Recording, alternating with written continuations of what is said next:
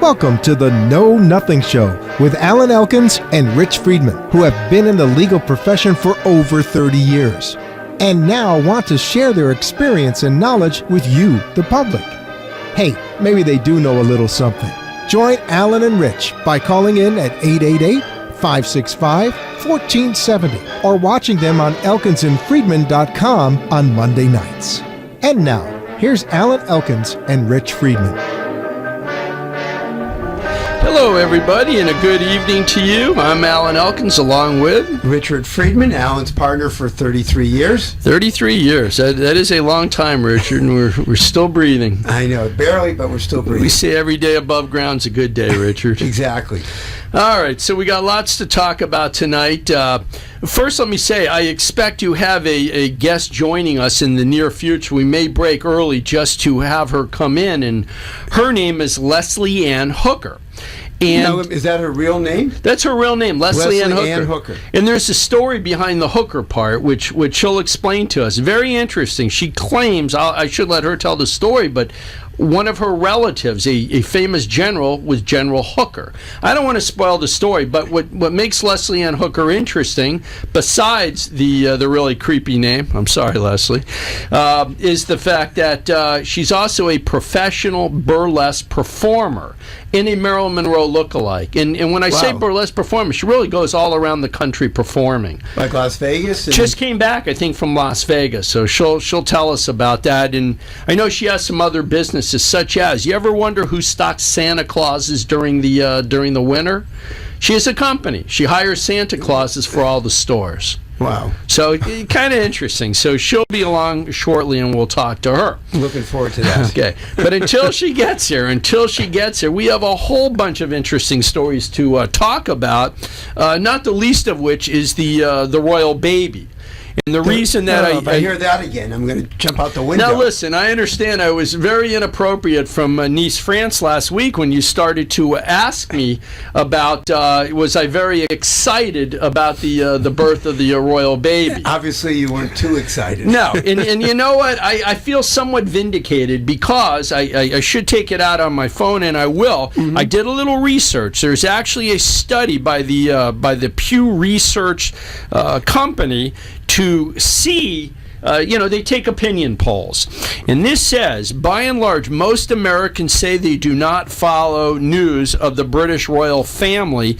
It's maybe about 60% follow not too closely or not at all. 60%. I'm in at 60%. Yeah, listen, do I care? I think it's lovely. But the truth is that last week, I went back and I looked at George Carlin's 7 Dirty Words, and apparently I used one of them in describing what the attitude was. Well, watch yourself now. Let's not use that word tonight. I know. If I had been a little smarter, a little sharper, I said people don't give two crapes about the birth of the royal baby. That's an French remark. So I'm going to say the royal penis produced a royal baby, and everybody rejoice. And I know I can say that. There's nothing wrong with that. All right. So we have a couple news stories today. You know how normally I'm always doing lawyers behaving badly.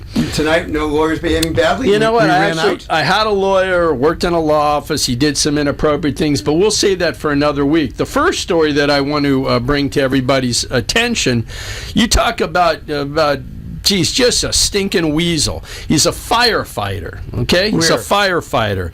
Got this story actually out of the New York Post. So here's what this scumbag did. It says firefighter phoned in fake 911 calls, then stole cash from his colleagues when they responded. That's a classy guy. That's about as low as you can get. It says a sleazy fireman, New York fireman, was busted today for calling in false alarms and then stealing cash from colleagues when they left the firehouse to respond to the calls. How did he think he was going to get away with that? When you call in, they know what phone number you're calling from. Well, you're obviously smarter than him because ultimately, I don't want to get ahead of the story, but that's exactly what they did. It says investigators traced the phone calls back to a cell phone number registered to this fella. Says he was also captured on surveillance video entering, a certain firehouse, and there were witnesses. So this 3-time loser. So we had phone calls, we had video of him stealing, and then we had eyewitnesses. So what a brilliant guy. And here's the kicker. It says this guy, he made a nice living. Firefighters are paid pretty nicely. Plus they have time to do side jobs when they're not working. You're right. I think they're like 24 on, 48 off. Anyway, what this says, he earned $76,488 in 2012. So now he lost his job, facing grand larceny charges, and he's out on bond. But you got to admit, that's as low as you can get. As low as you can get. So that's story number one. The firemen behaving badly. All right, I've got 2 other great ones. All right, let me do this one first. Okay, here's another one. You've been to New York City, correct? Yes. And there are various modes of transportation, how to get around. I think the quickest one is walking. It is probably walking. You know what the pedicab is? Those are the guys pedicab? Yeah, pedicab. Those are the guys that bicycle you around. Yep. You sit Central in there. Park and yeah. Yeah. So here's the story. So you have a Japanese couple right off the plane. Easy targets. Easy targets. They decide they're going to go on Broadway. And where do they go? They go to the NBA store. I don't know if you've ever seen. You know where the NBA store? That's a great store. It is. So these guys go to the NBA store. They're there. And they decide they're going to take a pedicab back for their 2-mile ride down to the Village. Where they're staying. Okay, 2-mile ride. I don't know. Did I share this story with you? No. Didn't. What do you think that a 2-mile ride would cost on a pedicab? $20? Yeah, maybe $40. I don't know. You know what they were charged by this pedicab driver? What were they charged? One of our guest is here. Can we bring her in, Freddie? Come on in. No, first I want to know how much were they charged? Let's ask Leslie if she knows. Come on in, ma'am. Have a seat over there. You want me to tell you something? No, I want you to cross the camera here, sit down, and then and we'll see what's what. Am I going to be on camera? Well, if you call that a camera, you're going to be on it. If you bend down a little, we see mostly boob there. Try not to block me. Thank you. Good. All right, Stay right here. Don't go away. So smile here. Why don't you move your chair in just a little bit? Yeah, a little closer to me. Okay, great. Okay. Yeah, sit a little closer. His wife will appreciate it. She's not watching. All right. So, Leslie, what we normally do, and for everybody, this is Leslie Ann Hooker. Leslie Ann. And if I don't say her middle name, she gets very upset. So it's Leslie Ann Hooker. We'll be... happens to blow. All right. But before we get to her, tell us, how much was the cab ride? You got to push that mic closer to your face.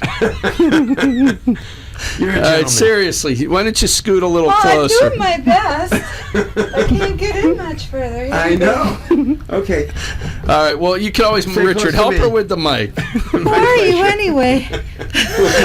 I don't know. You've never seen... Okay, that's good. Right. Richard, I don't think I've seen you blush. We've been doing this now for about 4 months. Some makeup bit on the red Can we side, hear her isn't now? it? We can hear her in the sound, but push that mic in her face.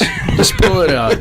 There you go. All right, there we As go. long as it's a mic. That's all It's he's going a to mic, put in my trust face. me. Just a No, mic, right? it's a Nothing mic. else going to be pushed in my face. All right. I'm going to leave. All right, so Leslie. Yes. All right, so here we always discuss current events. What I was discussing with Rich, you've been into New York City before, correct? I used to live there. Did you live there? All right. Mm-hmm. So you're familiar with a pedicab. One way to get around. The fellas that you sit there, they bicycle you around, right? No.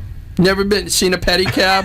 I've seen them, but never in New York. Okay. But in well, Milwaukee, there's the funniest thing. It's like it's a bar where you sit on the bar and you paddle and drink at the same time. all right, Leslie, That's did very funny. I mention this is a half an hour show? Oh, I'm so sorry, let me excuse continue. me. Just tell me Go how on. much the couple paid for All the right, ride. so here it is. Okay, So what go I was on. telling Richard, Japanese couple, fresh off the plane, they go down to Broadway, they go into the NBA store, probably to buy Heat merchandise. Probably. And what happens, they need a ride back to the Village. It's 2 miles. Guess how much this pedicab driver charged him? I That was guess it. 20, but Rich obviously I guessed was wrong. $20. Okay, what's your guess for 2 miles? Fella biking you down there, pedaling you down there. 40. Okay, he charged them $720. And they paid it?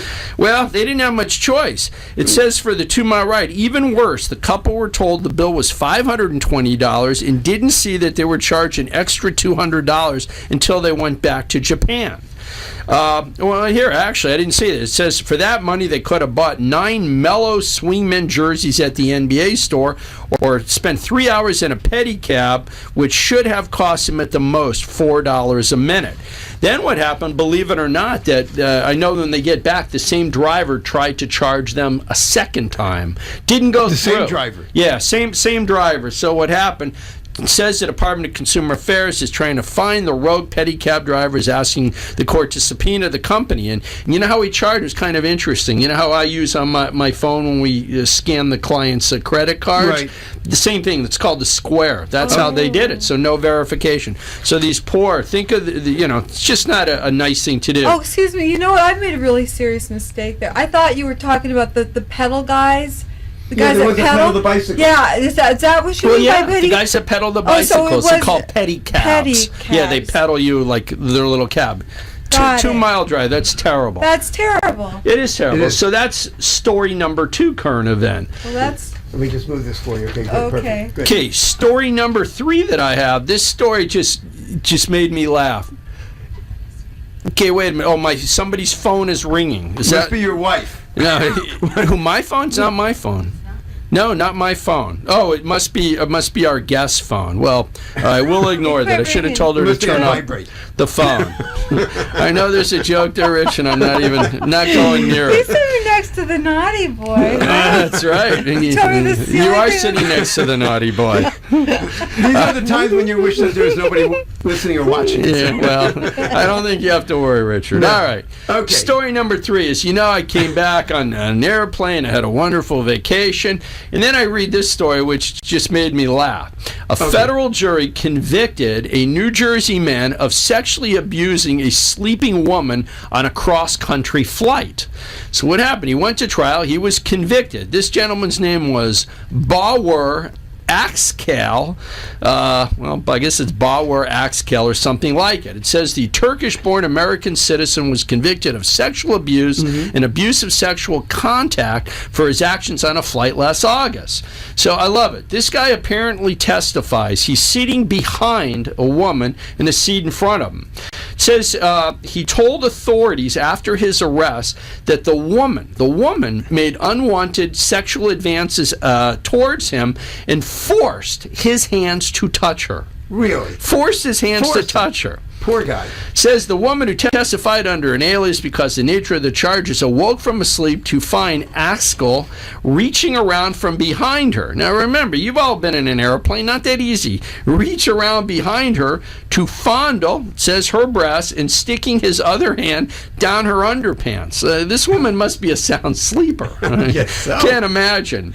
Okay, so that's what he did. How long did that go on for? Yeah, that's a good question. I don't have the details. Where did the flight start from?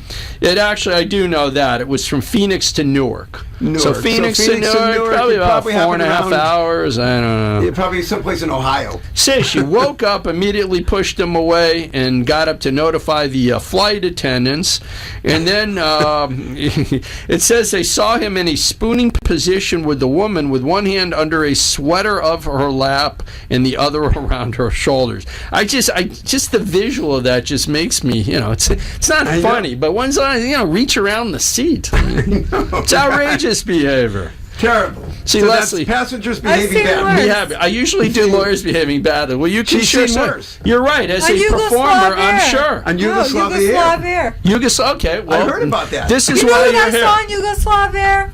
And it was horrible. Because not only did I think I was going to die, I thought I was going to die because the plane was so old, but these two guys are reading this pornography next to me, which, whatever. Are they But reading pornography or just looking at the pictures? No, they were, I don't think they were reading. I don't think I've ever read pornography. They were looking at pornography. I don't think I get to and the then articles. next to was a family, and Okay. then I complained to the attendant, and I don't think he really cared. And the next thing I know, he took the magazine, went into the bathroom, stayed there for about 15 minutes, and came back out. And that's the truth. Is that right? That's right, on Yugoslav Air. Yugoslavia. Remind Well, me never to use a bathroom on Yugoslavia. You're flying to Remind me. Yugoslavia. If I do, tell me not to.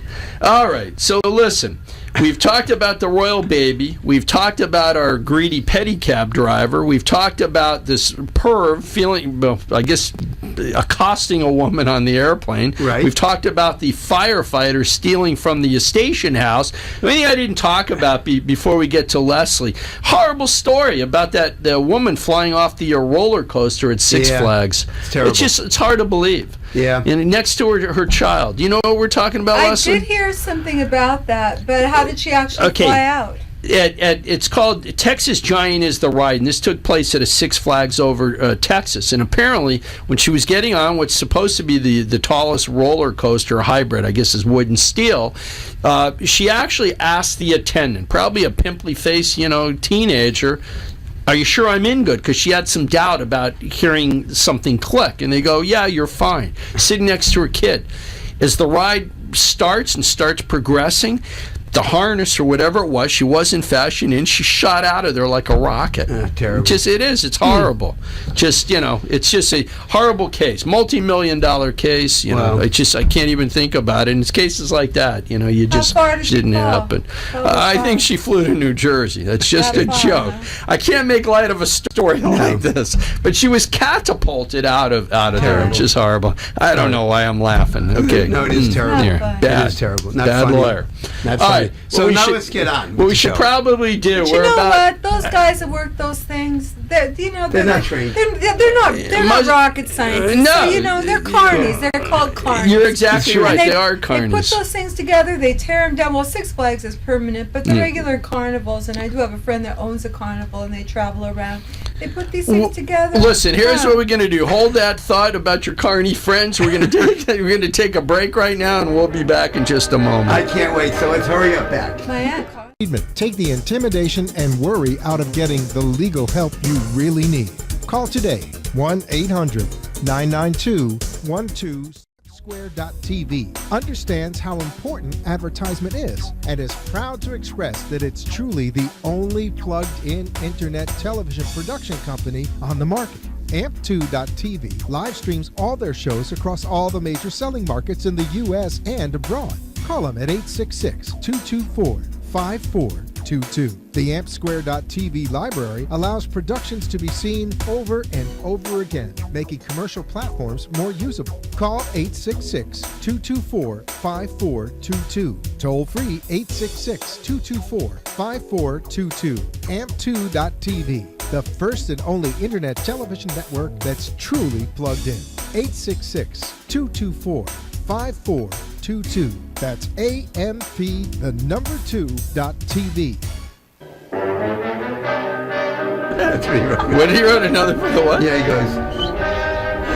And we're back on, Oh, we're Richard. back on. We're back Okay, on. hold on. Whoa! My I hands heard are on you the missing. table. Another show for the All kids. right, so here we go. As I said, we have a special guest with us. Her name's Leslie Ann Hooker. Now, I just gave a little blurb. I know a little bit about Hooker, and that is your God-given name, That's correct? my Christian name. Okay. Tell us about the derivation of hooker, because you think hooker, you think of a working girl. No, I think of a tow truck. Of a tow truck. Of course you do, Richard. Or a fisherman. Or a Fisherman. fisherman. That's Right. right. Well, I think of a working girl. Okay. So, Leslie, Ann, the true story is what? What's the derivation Well, of there are hooker? some skeptics as to the correlation between prostitute and hookers, but they've yet to really prove their case. Okay. The name hooker, or the word prostitute, became known as hooker as a direct result probably before my great-great-great-grandfather. However, And what was his name? General Joseph Hooker. There's General a statue Joseph of Hooker. him in front of the Boston State House overlooking the Boston Commons. You know, I think I've heard of him because I'm from Massachusetts. Yeah. Well, and it's ironic Right. because a You lot should- of people. I think I saw a picture. I saw a picture of yeah, the but statue. you know how many Bostonians walk past that or they don't even know what it is? And there's a huge thing that says General Hooker's entrance on the front of it. They don't even know what it is. So it's right there at Boston Commons. Yeah, Okay. so if in fact he wasn't the actual person to make that connection, he actually he cemented it. Let's just put it that way. What was his role in the Civil War? Well, he was a general, Yeah. and he fought in the Spanish-American War very successfully. And he quit for a while. He left the Army for a while. He was underneath Grant. He had quite a reputation for being a boozer, drinker, wild kind of guy, and said whatever he thought. He was not somebody who was going to keep quiet about any subject he didn't feel, that was right. So he didn't really kind of go with the flow, and that there were a lot of problems as a result. But he did wire Lincoln and have Lincoln send women to his army to keep his boys happy. Now, those kinds of girls were the lowest of the girls you could get, and a soldier's salary in those days was probably $13 a month. They rarely even had, proper shelter or food, so they had to keep up the morale. And his army, his brigade, they used to call it Hooker's Brigade, as well as the women, he made his boys happy. They loved him. So he's kind of like a Pied Piper Or a pimp. Or a pimp. Well, the prostitution went on the north and in the south. Right. It was during the mining period. It was when they built the railroads. There were women that would follow. So he brought the women, and you assume that the women were paid by the soldiers. Yeah. They would come in as laundresses. And then they would also, obviously offer their services. Probably none of them saw a bar of soap either side for, a year at a time, so it wasn't really a pretty thing, as you might imagine. Right. However, they did keep up the morale because the Civil War was a barbaric war, and there was a lot of men that would just, go AWOL. So it's your belief that the term stuck after the war, so that you would refer to the woman as a hooker. It isn't just my belief. It's several historians' belief as well. And he was celebrated as he did leave. He did part ways with some of his higher up or higher in command about 3 days prior to the Gettysburg battle. And therefore, he just went off, and farmed. He was celebrated in 1905. There was a statue erect, built by the same sculptor that did the Lincoln Memorial. His name was Daniel French Chess, who did his statue. It was $150,000. And tell me again, how are you actually related to General Hooker? Well, the genealogy is quite long, and there's a little bit of a blackout where there's a Native American Indian in it. They skip. Okay. So for me to actually find the direct passage is quite difficult, and I've got to continue my studies on that, how I am. But what led me off the beaten path was there used to be a tablet on his statue, which no longer is there, and nobody knows where it is, not even in the archive library. Which said what? We'd like to know. No. It was destroyed by Sammy the Junk Man by some crazy fanatic politician. All right, listen, I don't care about that. All right, so let me ask you. Enough of the history. Let's get down to history time. Now, and we're not going to have enough time, but I know you were born somewhere out west, right? I was born in Montana. Okay, how did Mom and Dad end up in Montana, or is that just how long had they lived there? Well, they were born in Montana. Okay. And I know Montana is one of the least populated states, I believe. I believe less than 1 million people in the state, and it's quite large, if you've noticed. The Western people were tough. They went on above and beyond to get to what they felt was, going to be better. So you were raised in Montana, went to school in Montana? School in Montana. We were farmers. All right. And I know there came a point when you left Montana. How old were you then? I was 17. Okay, and where did you go at 17? Milwaukee. Okay, why Milwaukee? It Why couldn't not? have been there beer. Why not? It was halfway through. I was destined to go to New York, but I figured I'd pit stop and be a grand model, but I didn't realize that wasn't the fashion capital of the world, so I ended up being a round card girl for boxing matches. Okay, the girls that obviously I hold up. hated it. It was horrible. All right, doggone it. I know we don't have that much time. Now, just tell the audience, and we will have to have you back. I know you are a professional burlesque performer. Yes, I am. And I know you last performed recently, I think in Las Vegas, you told me. Did. Correct? I was there for the burlesque convention, the Burlesque Hall of Fame convention, and returned to Montana and then went back to perform. And then I'm going to be performing in Minnesota as well, August 2nd. All right. I know you're modest. You don't want to push a site, but do you have a site if people want to check you I have out, a fan follow page, you? Burlesque Bambi. Look in the camera. Tell us what it is. My Facebook fan page is Burlesque Bambi. And Burlesque Bambi. Burlesque I know Bambi. professionally you go by the name of Bambi LaFleur. Bambi LaFleur. Where did LaFleur come from? In fact, where did I Bambi was come living from? in Paris. Bambi's just a given nickname, and I was living in Paris, and it was a rainy day, and I needed a last name because I didn't like hooker at the end of it all. Not that I'm two separate people. I was working two different careers. I was a model as Leslie Ann Hooker, and then I was working as an entertainer as Bambi LaFleur. So in order to work two people at one time, I gave them both names. So you literally have performed burlesque all over the world. As well as, everything retro. I know. Boy, I imagine we probably have we got another couple minutes. So, how did you go from Milwaukee, the round girl To with New the York. cards? How long were you in Milwaukee for before you went to New York? About a year. Then I went to New York, and I worked there as a model, and also worked as a swim instructor. And then I went to Europe, and then I stayed Well, there. so you're in New York for how long? Was there for 2 years. You weren't doing burlesque at that time, Not though, just at that modeling. time, no. When I went to Europe, I was working as a professional model, and then I got a game show in Italian. Italian game show. Italian Wow. game show, and then as I realized that. Well, okay, we got 1 minute left. Keep people staying if I take my clothes off, and I started studying from the legends of burlesque, and I. You started studying burlesque while you were in Paris. Did you ever go to like the Moulin Rouge or anything like that? Absolutely. I lived right down the road. Okay. Wow. So is that one of the well, listen to me, I'm really articulate tonight, but that's literally by seeing that, the performers in Paris, that's what got you interested. Doggone it. We out of time already? God, Listen, where did the half hour go? I know. We spent too much time on the royal baby. Yeah, I I guess know. so. That Royal stinking baby. Let that baby stay where he is. Listen, would you come back another time and, Sure, only if I can sit by him. Oh, he'd love it. Let's take a look. I right, want to say one thing. Vince, if you're watching, eat your heart out.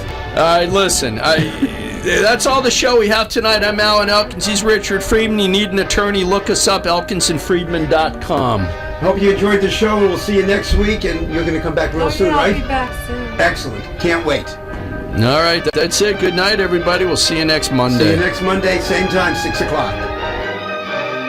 You have been listening to the Elkins and Freedman Know Nothing Show, where maybe you learned a little something today. To reach their offices, call 954-772-6014 or toll free 1-800-992-1277. Tune in again next time for more Elkins and Freedman. The opinions expressed on the preceding sponsored program were strictly those of its hosts, guests, and callers, and not necessarily those of the station, its staff, management, or sponsors.